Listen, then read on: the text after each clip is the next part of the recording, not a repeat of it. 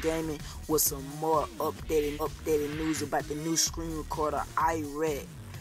So guys, I went on my Twitter page, right, and I seen this message right here. I just was scrolling down looking at all the tweets that people had just been posting, and I seen iRec app, their Twitter page.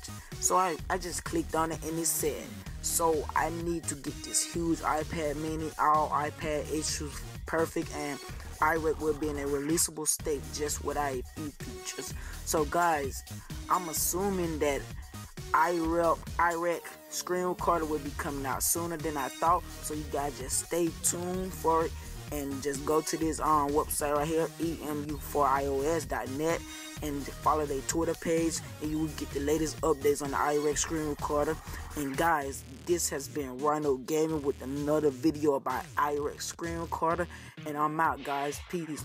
And do not forget to subscribe, like, comment, and favorite my video for the latest update, Minecraft gameplays, previews, and tutorials. Thank you. I'm out, guys. Peace.